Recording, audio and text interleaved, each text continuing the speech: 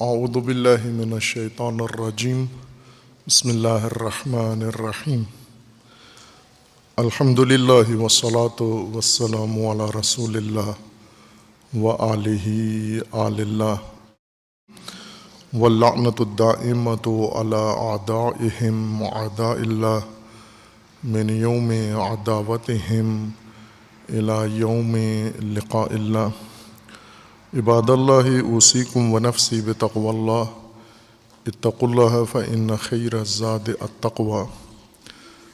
بندگان خدا، آپ سب کو اور اپنے نفس کو تقوی الہی کی وصیت کرتا ہوں، تقوی الہی کی نصیحت کرتا ہوں، تقوی الہی کی جانب دعوت دیتا ہوں اور تاکید کرتا ہوں کہ اپنی زندگی تقوی کے مطابق بسر کریں، تقوی کے زیر سایہ زندگی گزاریں، تقوی کی بنیاد پر نظام زندگی قائم کریں۔ تقوی اللہ تعالیٰ کی جانب سے حفاظتی تدبیر ہے، حفظ حیات بشر کے لیے، اور اس تقوی کے لیے اللہ تعالیٰ نے جو اہتمام فرمایا ہے نظام تقوی و تدبیر تقوی کے عملی ہونے کے لیے اہل زمین پر، اس میں انبیاء کرام علیہم السلام کو مبعوث فرمایا ہے نظام تقوی کی برپائی کے لیے اور تحفظ حیات انسان کے لیے، اور اسی طرح خداوند تبارک و تعالیٰ نے اوصیاء کو منصوب فرمایا ہے اور ائمہ ہدی علیہم السلام کو منصوب فرمایا ہے منصب رفیع امامت پر، تاکہ بشریت کے اندر، اہل زمین کے اندر نظام تقوی قائم ہو جائے۔ اصل ہدف اور مقصد بعثت انبیاء کا اور تنصیب ائمہ کا نظام تقوی قائم کرنا اور برپا کرنا ہے۔ آج پاکستان کی سرکاری اعلان کے مطابق 13 رجب المرجب ہے، روز باسعادت میلاد امیر المومنین علیہ الصلاۃ والسلام۔ ہر چند تقویم کی تاریخ اور بنیاد کے مطابق آج 14 رجب المرجب ہے، لیکن سرکاری اعلان کے مطابق آج 13 ہے۔ اس باسعادت روز عظیم پر تمام اہل اسلام، تمام اہل قبلہ کو تبریک و تہنیت عرض کرتے ہیں، اور بالخصوص پیروان ولایت و امامت کو میلاد امیر المومنین علیہ الصلاۃ والسلام مبارکباد عرض کرتے ہیں۔ امیر المومنین علیہ الصلاۃ والسلام جن کے القابات میں سے امام المتقین ہیں، وہ حقاً امام المتقین ہیں۔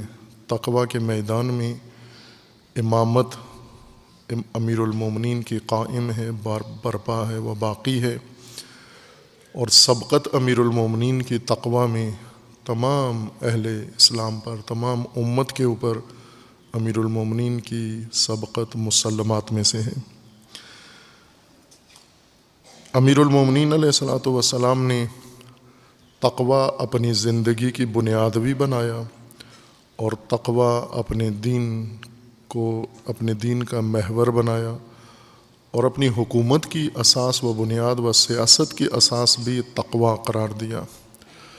تقوی کی بنیاد پر امامت کی، تقوی کی بنیاد پر حکومت کی، تقوی کی بنیاد پر زندگی بسر کی، اور تقوی کی بنیاد پر اپنے پیروکاروں کو ہدایت و رہنمائی فرمائی ہے۔ نہج البلاغہ میں متعدد خطبات مختص ہیں عنوان تقوی کے ساتھ، اور ان میں سے معروف خطبہ خطبۃ المتقین یا خطبہ حمام، جو تقوی کی تبیین میں بے نظیر متن ہے، اور اس کے مقابلے میں کوئی اور ایسا متن یا نص موجود نہیں ہے جو تقوی کو اس رفعت کے ساتھ اور اس گہرائی کے ساتھ توصیف کرے۔ ایک مختصر حکم نہج البلاغہ میں سے حکمت نمبر 370 امیر المومنین علیہ السلام کی تقوی کے متعلق ہے، اور یہ امیر المومنین علیہ السلام کے جمعہ کے خطبوں میں سے ایک اقتباس ہے، اور جیسا کہ امیر المومنین علیہ السلام کے اکثر خطبات نہج البلاغہ و دیگر جو نہج البلاغہ میں نہیں ہیں، یہ نماز جمعہ میں حضرت نے بیان فرمائے۔ کچھ نماز عید ہیں، عیدین کی نماز ہے، اور کچھ خطبات جمعہ ہیں۔ البتہ بعض خطبات جنگوں میں اور دیگر مناسبتوں میں، سپاہ کی تشکیل میں، یا حالات اور فتنوں کی تجزیہ و تحلیل میں بیان فرمائی ہیں، لیکن کچھ خطبات ایسے ہیں جو مختص ہیں نماز جمعہ کے ساتھ۔ اہتمام امیر المومنین علیہ السلام کا نماز جمعہ کے متعلق، اور اس میں خصوصیت کے ساتھ جو رکن ہے نماز جمعہ کا خطبہ، اور خطبہ کا بنیادی رکن ہے تذکر تقوی۔ مرحوم سید رضی رحمۃ اللہ علیہ نے امیر المومنین کے ایک مفصل خطبے کا ایک پیراگراف حکمت کے طور پر بلاغت و فصاحت کو مد نظر رکھتے ہوئے ذکر فرمایا ہے، جسے حکمت 370 میں قرار دیا ہے۔ وروی انہ علیہ السلام قلما تدل بہ المنبر الا قال امام الخطبہ۔ سید رضی فرماتے ہیں کہ امیر المومنین علیہ الصلاۃ والسلام جب بھی زیب ممبر ہوتے تھے اور ممبر پر تشریف فرما ہوتے، کسی بھی مناسبت سے ممبر پہ اگر رونق افروز ہوتے تو اکثر اپنے باقاعدہ خطبہ سے پہلے جو متداول جملہ بیان فرمایا کرتے تھے وہ یہ جملہ تھا۔ کم ایسے اتفاق ہوا ہے کہ امیر المومنین نے خطبہ دیا ہو اور خطبہ سے پہلے یہ الفاظ یا یہ مطالب بیان نہ فرمائے ہوں۔ قلما، بہت کم ایسے ہوا ہے۔ وہ خطبہ سے پہلے جو الفاظ تھے وہ یہ امام فرمایا کرتے تھے، ایھا الناس، تمام لوگوں کو، بشریت کو خطاب فرماتے، اتقوا اللہ فما خلق امرأ عبثا فیلہو ولا ترک سدى فیالغو وما دنیاہ التی تحسنت لہو بخلاف من الآخرہ التی قبحہا سوء النظر عندہ وما المغرور الذی ظفر من الدنیا بأعلی ہمتہ کالآخر الذی ظفر من الآخرۃ بأدنی صحمتہ۔ بہت ہی فصیح و بلیغ کلام ہے و گہرا۔ امیر المومنین علیہ السلام فرماتے ہیں، ایھا الناس، اے لوگو، اتقوا اللہ، تقوی اختیار کرو، اللہ کا تقوی اختیار کرو، یعنی وہی تدبیر تمہاری زندگی کی حفاظت کے لیے، وقایت کے لیے جو اللہ تعالیٰ نے مقرر فرمائی ہے، اسے اختیار کرو، اسے عملی کرو، اسے نافذ کرو، اسے اپنا لو تم اور اس کے تحت زندگی گزارو۔ فما خلق امرأ عبثا، اللہ تعالیٰ نے کسی فرد کو عبث پیدا نہیں کیا، بے مقصد پیدا نہیں کیا۔ عبث بے مقصد چیز کو کہتے ہیں، جس کے وجود میں آنے کا اور جس کے بنانے کا کوئی فائدہ نہ ہو۔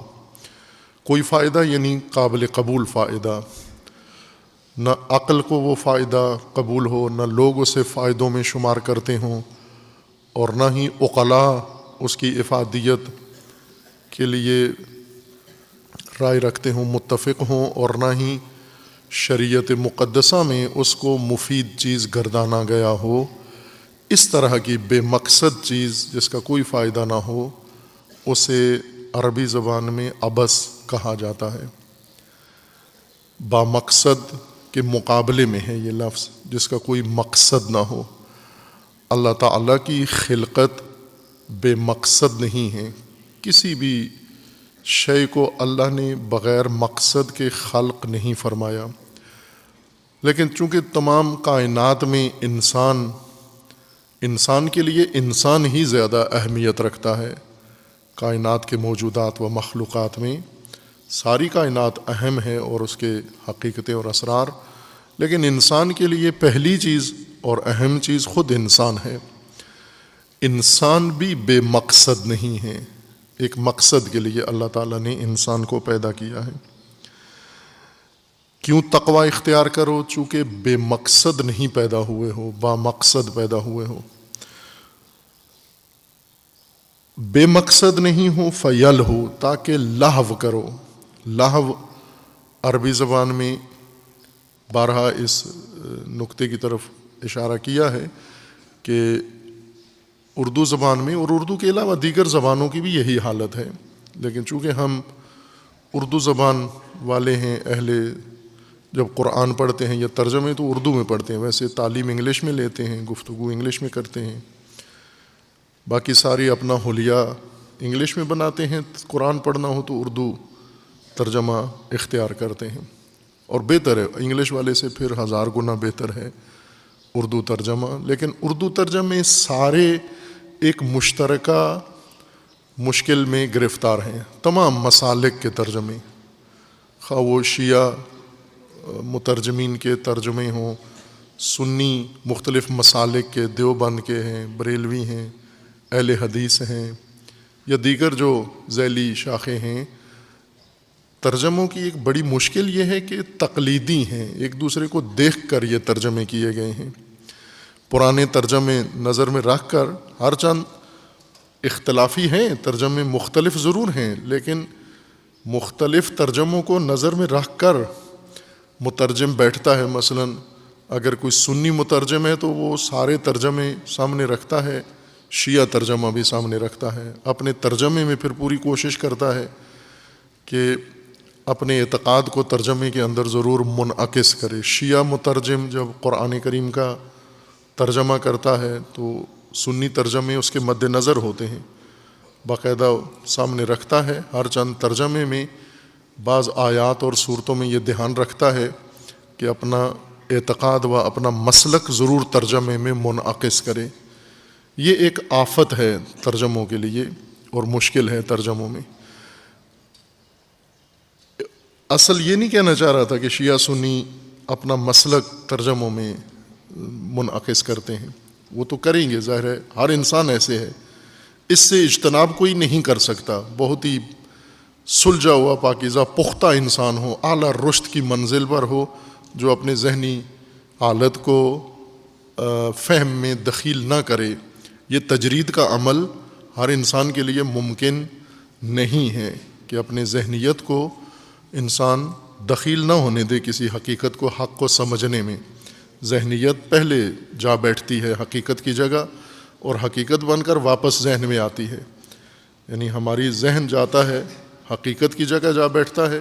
جیسے خالی کرسی پڑی ہوئی ہو اور آپ خالی کرسی پر جا بیٹھیں، اور خالی کرسی پر جا بیٹھ کر تصویر بنائیں، پھر خود اس تصویر کو دیکھیں کہ کرسی پہ کون بڑی شخصیت براجمان ہے، کون حضرت تشریف فرما ہے، پھر اس کو آپ سوشل میڈیا پہ ڈال لیں کہ اعلیٰ حضرت کرسی پر تشریف فرما ہے، تو یہ تو آپ خود ہی ہیں، یہ کوئی اور تو نہیں ہے، خالی کرسی دیکھ کر آپ جا بیٹھے اس کے اوپر۔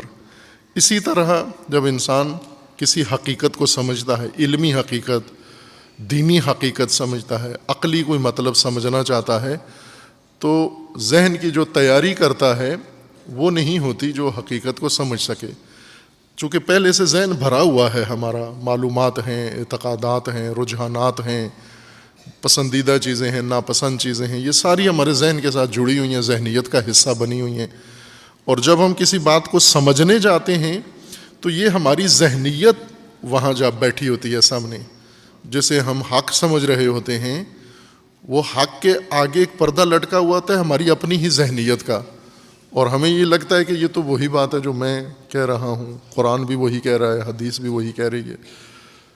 اگر یہ پردہ ہٹ جائے تو پھر ہمیں حق نظر آئے گا۔ یہ مطلب اپنی جگہ مسلم ہے کہ عقیدتی لوگ اپنی عقیدت سے دور نہیں ہو سکتے کسی بھی مرحلے میں۔ میں یہ نقطہ عرض کرنا چاہ رہا تھا، ترجموں کی مشکل کہ تقلیدی ہیں، ایک دوسرے کو دیکھ کے ترجمے کرتے ہیں۔ اگر پہلی غلطی پہلے مترجم سے ہو گئی ہے تو وہ آخری مترجم تک جاری ہے، اس کی طرف اس کا دھیان اور توجہ نہیں ہے۔ اس کا ایک نمونہ میں یہ عرض کرتا ہوں کہ لہو تمام ترجموں کے اندر کھیل کود ترجمہ کیا گیا ہے، سب نے لہو کا ترجمہ، لعب کا ترجمہ کھیل کود کیا ہے، جبکہ کھیل کود، کھیل کو عربی زبان میں ورزش کو لعب یا لعب نہیں کہتے، اسے ریاضت کہتے ہیں۔ ریاض، ورزش کرنا تندرستی کے لیے، یا کھیل۔ ابھی بھی فٹ بال میچ ہو رہا ہو تو وہ یہی کہتے ہیں کہ یہ ریاضت ہے، یا فٹ بال گراؤنڈ کو وہ میدان ریاضت کہتے ہیں، کھیل کا میدان۔ لہو سرگرمی، ایسی مصروفیت، ایسا عمل جو آپ کو اصلی آپ کے مقصد سے دور کر دے۔ کھیل ہو، مطالعہ ہو، سنجیدہ کام ہو، مزاحیہ کام ہو، کاروباری کام ہو، مالی کام ہو، علمی کام ہو۔ بہت سارے علمی کام بھی لہو ہیں۔ انسان سمجھ رہا ہے میں علمی خدمت کر رہا ہوں، مقصد سے دور کر رہا ہے یہ مشغلہ آپ کو۔ ہر وہ مصروفیت، ہر وہ فعالیت، ہر وہ مشغولیت جو آپ کو مقصد سے غافل کر دے، ہٹا دے، عرب اس کو الہا کہتے ہیں۔ الہاکم التکاثر، تمہیں تکاثر نے، کثرت بٹورنے نے تمہیں مصروف مشغول کر کے مقصد بھلا دیا ہے۔ لعب یہ لہو ہے، لام ہے دو آنکھوں والی اور واو۔ لعب، لام عین بے، لعب یہ بھی کھیل نہیں ہے۔ لعب کا مقصد خود بے مقصد کام، لہو وہ کام جو مقصد سے دور کر دے، اور لعب وہ مصروفیت جس کا خود اپنا کوئی مقصد نہ ہو، بے مقصد کام کر رہا ہے انسان۔ عموماً ہم نے جو لعب و لعب کے تفسیر میں علماء کی تشریحات پڑھی تو لعب کی مثال تفسیروں میں نہیں کرتے۔ لعب فلسفہ میں جو فلاسفہ جب لعب کی تشریح کرتے ہیں، لعب کس کو کہتے ہیں، وہ وہاں درست معنی وہ کرتے ہیں، لیکن مفسرین کھیل کود ہی معنی کرتے ہیں۔ لعب علماء جب تشریح کرتے ہیں اپنی کتابوں میں یا دروس میں تو لعب کی مثال کیا دیتے ہیں، جیسے تسبیح ہاتھ میں پکڑ کے اس کے کنٹھا، تسبیح تو نہیں ہوتی اردو میں، اس کو تسبیح نام پڑ گیا ہے، کنٹھا ہوتا ہے، یہ موتیوں کا یا دانے داغے کے اندر پروئے ہوئے ہوتے ہیں۔ یہ انسان توجہ کہیں اور ہے، دیکھ کہیں اور رہا ہے، کر کچھ اور رہا ہے، اور ہاتھ سے کنٹھا چلا رہا ہے۔ اس کی مثال دیتے تھے یہ لعب ہے۔ یعنی کوئی اگر پوچھے کہ یہ کیوں یہ کام کر رہے ہو، کیا فائدہ، کیا مقصد ہے، کوئی مقصد نہیں ہے، ویسے ایک سرگرمی ہے، بے مقصد کام ہے۔ یا انگوٹھی گھماتے رہتے ہیں، انگلی میں جن کی انگوٹھی ہے وہ انگوٹھی گھماتے رہتے ہیں، وہ سے پوچھو یہ عمل ہے آپ کا، فعل ہے، اور کافی وقت سے مصروف ہو اس عمل میں، انگوٹھی گھمانے میں، کیوں گھما رہے ہو؟ کوئی مقصد نہیں ہے، کوئی ارادہ نہیں ہے، کوئی پیچھے فائدہ نہیں ہے۔ اسی طرح بعض عادت کے تحت کوئی کام، عادتاً جو کام کرتے ہیں، جیسے مونچھ مروڑ رہے ہوتے ہیں، کچھ لوگ مونچھ کو تو دے رہے ہوتے ہیں، کچھ کی مونچھ نہیں ہوتی، ویسے مونچھ کاٹی ہوئی ہے، شیو کیا ہوا ہے آلو کی طرح، ویسے ادھر انگلی مروڑتے رہتے ہیں جب مونچھ ہے ہی نہیں ہے۔ اب بعض داڑھی میں اس طرح ہاتھ پھیرتے رہتے ہیں، بار بار داڑھی، بعض تو پوری ترتیب کے ساتھ دایاں بایاں دونوں بازو، پہلے ایک پھیرتے ہیں پھر اوپر سے دوسرا، اس طرح جیسے بھینس کا دودھ نکالتے ہیں کہ داڑھی سے کچھ داڑھی سے تو کچھ نہیں ٹپکنا، اس کو نہیں زیادہ کھینچو۔ ممکن ہے استری کے لیے کرتے ہوں بعض، داڑھی کو سیٹ کرنے کے لیے، لیکن عادتاً کرتے ہیں۔ یہ اساتید علماء لعب کی یہ مثال دیا کرتے تھے کہ یہ بے مقصد کام ہے۔ اسی سے انسان قرآنی اس مفہوم سے دور ہو جاتا ہے۔ لعب ہماری زندگی کے روزمرہ کے کام جن میں ہم دن رات بسر کرتے ہیں، 24 گھنٹے گزارتے ہیں، 24 گھنٹوں میں سے ذرا ایک دن کے لیے 24 گھنٹے اپنے پورے نوٹ کریں کہ ہر گھنٹے میں میں نے کیا کیا، ہر منٹ میں میں نے کیا کیا۔ وہ سارے کام دیکھو، پھر ذہن میں رکھو کہ ان میں با مقصد کتنے تھے اور بے مقصد کتنے تھے۔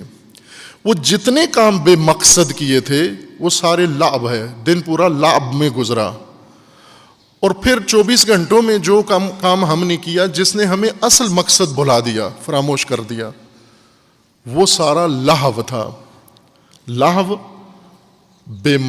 وہ کام جو مقصد سے دور کریں، اور لعب خود وہ کام جن کا کوئی مقصد نہ ہو. اللہ تعالیٰ کا فرمانا ہے، امیر المومنین فرما رہے ہیں کہ اللہ تعالیٰ نے تمہیں بے مقصد پیدا نہیں کیا، عبث پیدا نہیں کیا، فَيَّالُهُ، تاکہ لہو والی زندگی بسر کرو، لاہی بن جاؤ، عمر بھر سرگرمیوں کے اندر اور ان مشغلوں کے اندر گزار دو جن کا کوئی مقصد نہیں ہے اور جو تمہیں مقصد سے دور کر دیں. وَلَا تُرِكَ سُدًا فَيَّالْغُو، اور اس طرح بھی نہیں ہے کہ اللہ نے تمہیں ہدایت اور راستہ اور رہنمائی دیے بغیر اپنے حال پہ چھوڑ دیا ہے. سودا نہیں ہو، اپنے حال پہ چھوڑے ہوئے اس شتر کی طرح نہیں ہو. عرب لوگ اونٹ پالتے تھے، ان کے اقدار میں سے، ویلیوز میں سے یہ تھا کہ جس جانور کے ساتھ وہ کام کرتے، مثلا گھوڑا تھا رکھا ہوا یا اونٹ تھا جس سے استفادہ کرتے رہے، سامان اٹھاتے رہے، اس سے درآمد اس سے حاصل کرتے رہے، آخر میں اس کو ذبح کر کے کھا نہیں جاتے تھے. چونکہ اس جانور نے ان کی خدمت کی ہے اور اس جانور کے ساتھ ان کا ایک عمر کا ایک حصہ گزرا ہے، بیتا ہے، اس کو آخری عمر میں جب وہ ریٹائر ہو جاتا تھا اور مزید کام کرنے کے لائق نہیں رہتا تھا تو اس کو چھوڑ دیتے تھے ایسے صحرا میں، اور اس سے کوئی روک ٹوک نہیں ہوتی تھی، وہ کسی کا بھی چارہ چر سکتا ہے. ان جانوروں کو سب سمجھتے ہیں یہ کسی کی ملکیت میں نہیں ہے، نہ کوئی انہیں پکڑتا تھا، نہ انہیں کوئی کاٹتا تھا، نہ کسائی نہ دوسرا. یہ عربوں کے ہاں رائج چیز تھی. وہ جانور جو اپنے حال پہ ایسے چھوڑ دیا گیا ہو وہ سدن ہے، وہ سدا ہے، یعنی چھوڑ دیا گیا، آزاد کردہ ایک جانور. امیر المومنین فرماتے ہیں کہ اللہ تعالیٰ نے تمہیں سدا تو نہیں بنایا، اس جانور کی طرح تو نہیں بنایا کہ چھوڑ دیا، اس صحرا میں پیدا کر کے تمہیں چھوڑ دیا، جو مرضی ہے کرو. تمہارے لیے ہدایت مقرر کی، دین مقرر کیا، حدود بنائی، قوانین بنائے، رہنمائی مقرر کی تمہارے لیے. فَيَّالْغُو، سودا نہیں ہو کہ لغو کام کرو، بےہودہ کام کرو. اس طرح نہیں ہو تم کہ اپنی مرضی سے اور اپنی خواہش سے اور اپنی ہوس کے تحت جو جی میں آئے کرو، یہ لغو ہے. بے مقصد نہیں ہو کہ لغو کرو، اور بےہودہ نہیں ہو، اپنے حال پہ چھوڑے ہوئے نہیں ہو کہ لغویات انجام دو. وما دنیا التی تحسنت لہو بخلاف من الآخرہ التی قبحہا سوء النظر عندہ. یہ بہت خوبصورت جملہ امیر المومنین علیہ السلام کا ہے. دنیا جسے تمہاری نگاہوں نے زیبا بنا دیا ہے، دنیا جو تمہاری نگاہوں میں زیبا ہے، یعنی دنیا حسین نہیں ہے، تمہاری نگاہوں نے اس کو حسین بنا دیا ہے.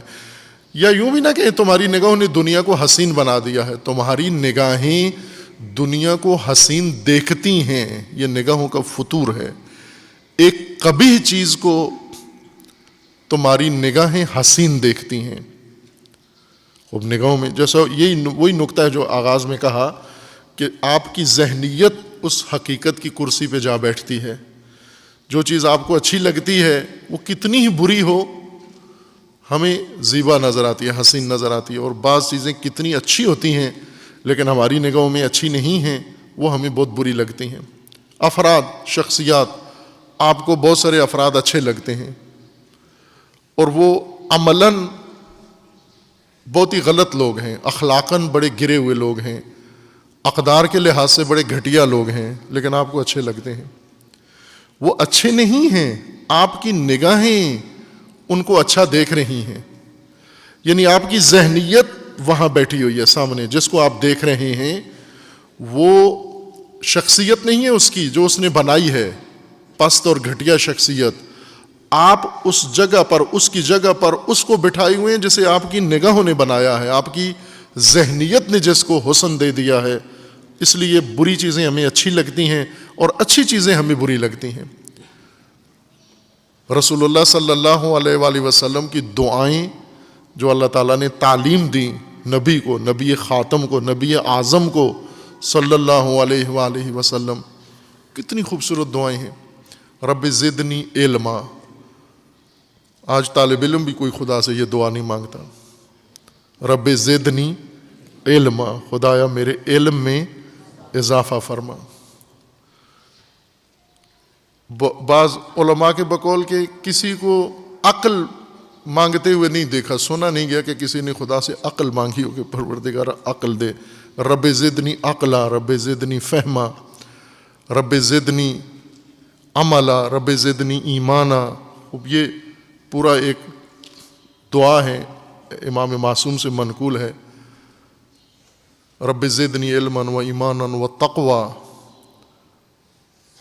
تقوی اضافہ فرما. یہ وہ دعائیں ہیں جو رسول اللہ صلی اللہ علیہ وآلہ وسلم کو اور دیگر انبیاء کو اللہ تعالیٰ نے تعلیم دی، اور بعض کا ذکر قرآن کریم میں موجود ہے، بعض روایات کے اندر ہے. رسول اللہ کی ایک معمول کی دعا جو پروردگار کی بارگاہ میں پیش کرتے تھے، مانگتے تھے، وہ یہ تھی: رب ارن الاشیاء کما ہیا. بہت اعلیٰ دعا ہے، بہت اعلیٰ دعا. اس دعا کی قدر، اس دعا کی حقیقت ملا صدرہ جیسی شخصیت تو اس کو سمجھ میں آتی ہے کہ حضور کیا مانگ رہے ہیں اور کیا نایاب دعا مانگ رہے ہیں. رب ارن الاشیاء کما ہیا، اے پروردگار میرے پالنے والے، مجھے حقائق، اشیاء اسی طرح دکھا جس طرح وہ ہیں. اس طرح نہ دکھا جیسے کوئی بنا کے خود حقیقت کو لباس پہنا کے، رنگ چڑھا کے حقیقت کو اپنی مرضی کا بنا کے دیکھنا چاہتا ہے. نہ، جیسے ہے حقیقت مجھے ویسے ہی دکھا.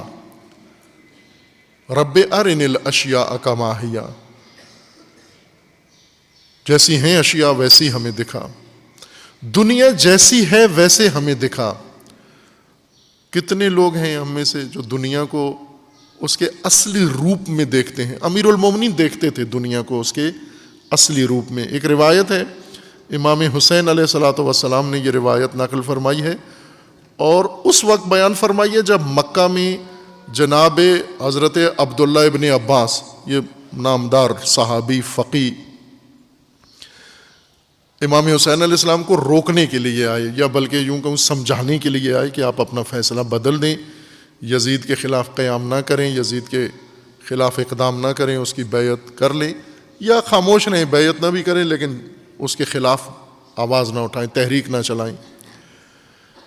امام حسین علیہ السلام انہیں چونکہ رشتہ دار بھی تھے، رشتے میں چچا لگتے ہیں یا چچا زاد لگتے ہیں، احترام بھی کرتے تھے، اور ان کی بات کو درست بھی نہیں سمجھ رہے تھے کہ آپ جو مشورہ دے رہے ہیں یہ ٹھیک نہیں ہے. امام حسین علیہ السلام نے بات سمجھانے کے لیے، چونکہ بہت زیرک دانا انسان تھے عبداللہ ابن عباس، بہت دانا انسان تھے، بہت ہی. ان کو فقی رسول اللہ نے گویا دعا میں یہ کہا تھا کہ اللہ تعالیٰ جب بچپن میں تھے، چھوٹے تھے عبداللہ ابن عباس، اس وقت دعا دی تھی، اور واقعاً وہ دعا ان کے حق میں مستجاب ہوئی، اور بہت ظریف اور دقیق فقی تھے وہ. چونکہ سمجھتے تھے تو امام حسین علیہ السلام نے اسی زبان میں سمجھایا. یہ اصرار کر رہے ہیں کہ آپ کوفہ نہ جائیں، آپ یزید کی مخالفت نہ کریں، حکومت کے خلاف نہ بولیں، آپ خاموش ہو جائیں. امام حسین علیہ السلام نے فرمایا کہ کیا میں آپ کو مولا علی کا ایک قول نہ سناؤں؟ سننا چاہو گے؟ تو کہا کہ کیوں نہیں، ضرور سنائیے.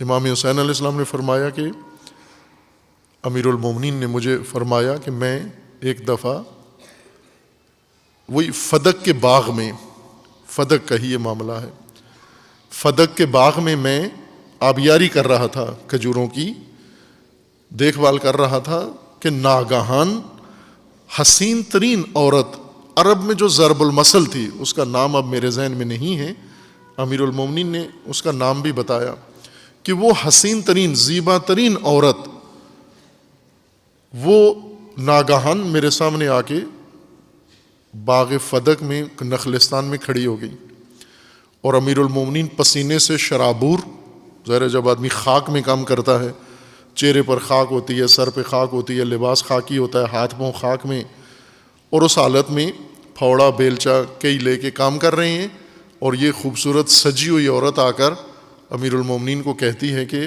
علی کس کام میں، کس محنت میں لگے ہوں، گرمی کا موسم ہے اور اس تپش میں آپ تھک رہے ہیں، پسینے نکل رہے ہیں، تو کیا پسند نہیں کرو گے کہ میں آپ کو اس ساری زحمت، مشقت، محنت اور تکلیف سے بے نیاز کر دوں اور آپ محتاج ہی نہ ہوں، گھر میں بیٹھ کے آرام سے کھائیں، آپ اتنی محنت کی ضرورت ہی نہ پڑے۔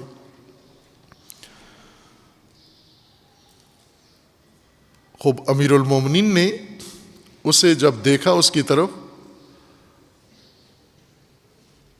تو اسے پہچان لیا، وہ زیبا بن کر حسین عورت کی شکل میں آئی تھی، تو امیر المومنین نے اسے دیکھ کر نفرت کے ساتھ کہا کہ یا دنیا غری غیری، کسی اور کو دھوکہ دے جا کر، میں تیرے دھوکے میں آنے والا نہیں ہوں، مجھے معلوم ہے تو کون ہے، تو دنیا ہے، بن ٹھن کر سج دھج کر علی کو ورغلانے آئی ہے، بیس بدل بدل کے آتی ہے، کبھی کس روپ میں آتی ہے، کبھی کس روپ میں آتی ہے، آج تو اس روپ میں آئی ہے، غری غیری، تو جا، میں تجھے پہچان لیا ہے، اس حسن کے پیچھے تیری قباحت میں نے دیکھ لی ہے۔ یہاں ایک تشریح کی ضرورت ہے، عموماً چونکہ امیر المومنین علیہ السلام کے کلام میں دنیا کی جتنی مذمت ہے اتنی کسی اور کلام میں نہیں ہے، نہ کسی امام کے، نہ کسی معصوم کے کلام میں اتنی مذمت نہیں ہے دنیا کی جتنی نہج البلاغہ میں امیر المومنین کے کلام میں ہے۔ اور دوسری طرف سے نہج البلاغہ میں ہی ہے کہ ایک شخص ایک دن بیٹھا ہوا دنیا کی مذمت کر رہا تھا، دنیا کو برا بھلا کہہ رہا تھا، امیر المومنین نے اس کو ٹوکا اور کہا کہ کیا کہہ رہے ہو؟ اس نے کہا دنیا نے میرے ساتھ یہ کر دیا، دنیا نے میرے ساتھ کر دیا۔ امیر المومنین نے اس کی مذمت کی کہ نادان نافہم آدمی، تو بے وقوف آدمی، دنیا کی شکوے کر رہے، دنیا تو انسان کو نہیں کرتی یہ جو تو کہہ رہا ہے، یہ تو تیری اپنی حماقتیں ہیں، اپنی بے وقوفیاں تو دنیا کے سپرد کر رہا ہے، دنیا تو انسان کو یہ کچھ نہیں دیتی۔ جب خود مذمت کرتے ہیں تو پھر انسان حیران رہ جاتا ہے، کوئی کسر نہیں چھوڑتے، بلکہ بعض علماء کے بقول کہ اگر دنیا کو آخرت میں زبان مل جائے، اللہ تعالیٰ دنیا سے کہے کہ تو شکوہ کر، تجھے سب سے زیادہ شکوہ کس کا ہے، تو یقیناً علی بن ابی طالب کا کرے گی، چونکہ جتنا امیر المومنین نے دنیا کو رسوا کیا ہے اتنا کسی اور نے نہیں کیا۔ خوب یہ چیز سمجھیں، ہم عموماً اردو زبان لوگ اور غیر اردو زبان لوگ زندگی کو دنیا کہتے ہیں، یہ موت سے پہلے کی زندگی، اس کو دنیا کہتے ہیں۔ البتہ قرآن کریم میں بھی بعض آیات میں اس مرحلہ زندگی کو دنیا کہا گیا ہے آخرت کے مقابلے میں، یعنی زندگی کے دو حصے ہیں، اخروی اور دنیاوی زندگی، یہ موجودہ زندگی اور بعد میں جو مرنے کے بعد شروع ہوگی۔ یہ دنیا مذموم نہیں ہے، یہ دنیا مزرعہ ہے، الدنیا مزرعۃ الآخرہ، یہ معاشرت، یہ زندگی، زمینی زندگی، اس کو بھی دنیا کہتے ہیں، یہ نہیں ہے مذمت۔ دنیا جو امیر المومنین کے کلام میں جس کی مذمت کی گئی ہے، جو قبیح ہے، جو بہت ہی زشت و بدبودار و بدقیافہ ہے، اس دنیا سے مراد، چونکہ دنیا کا لفظ ہی پستی کے لیے، دنی، ادنا، دنیا سے ہے، پستی، پست کام، گھٹیا کام، گھٹیا سوچ، وہ چیزیں جو انسان تخیل میں اپنے لیے گمان کرتا ہے کہ یہ بہت میرے لیے اعزاز ہیں، جبکہ حقیقت ان کی ایسے نہیں ہے۔ تخیل میں، توہم میں ہم نے جن کو اپنے لیے ایک ویلیو سمجھ لیا ہوا ہے، اپنے لیے ایک، جس طرح ابھی ہوتا ہے مثلا کروفر بنا کر عزت بڑھانا کہ بڑی شخصیت بن گئی ہے، کپڑوں سے شخصیت بنانا، زیورات سے شخصیت بنانا، القابات سے شخصیت بنانا، یہ دنیا ہے، یہ توہمات ہیں۔ القابات سے تو شخصیت نہیں بنتی، شخصیت وہ ہے جو آپ نے عمل سے، جو اپنے اخلاص سے بنائی ہے، حقیقت سے بنائی ہے، وہ شخصیت ہے آپ کی۔ ان تخیلات سے شخصیت نہیں بنتی، لیکن ہم مبتلا ہیں اس بیماری کے اندر کہ اپنے جعلی اور کاذب امور سے اپنی شخصیت بناتے ہیں، اپنی زندگی بناتے ہیں، یہ دنیا ہے، اس کے پیچھے ہم جاتے ہیں۔ جیسے مال خود دنیا نہیں ہے، مال تو انسان کی زندگی کی بنیادی ضرورت ہے، اور اس کے لیے تاکید کی گئی ہے کہ مال اپنا کماؤ، مال بچاؤ، مال محفوظ رکھو، مال انفاق کرو۔ مال کی بنیاد پر تو آپ کا سارا دار و مدار ہے، مال کے بغیر آپ کچھ بھی نہیں ہو، اپنا ایمان تک باقی نہیں رکھ سکتے اگر تمہارے پاس زندگی گزارنے کے لیے ضروری مال نہیں ہے۔ مال دنیا نہیں ہے، مال کے بارے میں جو تمہاری ذہنیت ہے، تخیل ہے کہ مال زیادہ ہو، مال کی زیادتی سے ہمارا مقام بڑھتا ہے، مال کی زیادتی سے ہماری طبقاتیت بنتی ہے، ہمارا شرف بنتا ہے، ہمارا نسب بنتا ہے، ہماری کرامت بنتی ہے۔ یہ جو بڑے لوگ جن کو کہتے ہیں نا یہ بڑے لوگوں میں سے ہیں، وہ کیا بڑائی ہے اس کے اندر؟ مال زیادہ ہے اس کا، یہ دنیا ہے۔ بس یہ نقطہ ذہن میں رہے، وما دنیا التی تحسنت لہو بخلاف من الآخرہ التی قبحہا سوء النظر عندہ۔ دنیا انسان کی نگاہوں میں بہت زیبا ہے، اور آخرت انسان کی نگاہوں نے، انسان کے لیے نگاہوں نے، ذہنیت نے، سوچ نے تمہارے لیے اس کو کبھی بنا دیا ہے۔ یہ دنیا جو تم بہت ہمت کر کے، اعلیٰ ہمت سے دنیا حاصل کرتے ہو،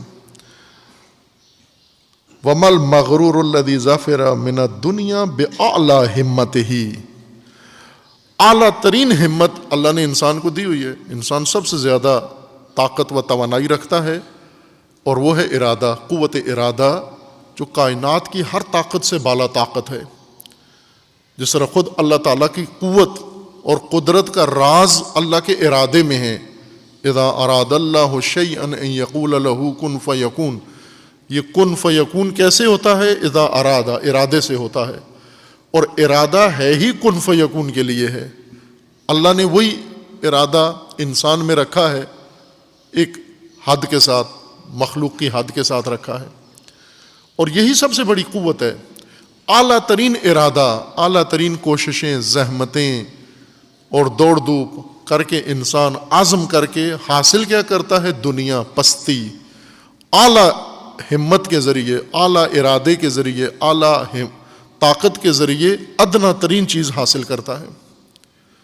جس طرح گدھ، کرگس، لاشخور پرندہ، سب سے بڑا پرندہ اور سب سے اونچی پرواز اڑنے والا، اونچی پرواز اڑ کے اتنی ہمت کے ساتھ اتنی بلندی پہ جانا، انسان صدیوں بعد اتنی بلندی پہ پرواز کے قابل ہوا۔ گدھ ملین سال پہلے سے، ہزاروں سالوں سے اتنی اونچی پرواز کر رہا ہے۔ اوپر جا کے پھر بلند پرواز سے ڈھونڈ کیا رہا ہے؟ لاش، کوئی بدبودار لاش کسی جانور کی، کسی حشرے کی، کسی چیز کی، اور وہیں سے ڈائیو مارتا ہے نیچے سیدھا آ کے اس لاش کے اوپر پڑ۔ اعلیٰ پرواز سے سب سے گھٹیا پست مقصد حاصل کرتا ہے، یعنی لاشیں، کیڑوں والی لاشیں ڈھونڈتا ہے کرگس۔ یہ کرگسی ہمت ہے انسان کی، بلند ترین ہمت ہے۔ یہ لوگ جو دنیا کو اپنے لیے بناتے ہیں زیبا، معمولی کوشش سے تو حاصل نہیں ہوئی، اعلیٰ کوشش سے یہ مقام انہوں نے حاصل کیا ہے۔ اور اس کے مقابلے میں آخرت ہے، جس کے لیے اتنی اعلیٰ ہمت کی ضرورت نہیں ہے، بلکہ ادنا سہم سے بھی انسان، ادنا کوشش سے بھی انسان آخرت حاصل کر لیتا ہے، جو بہت اعلیٰ مقام ہے۔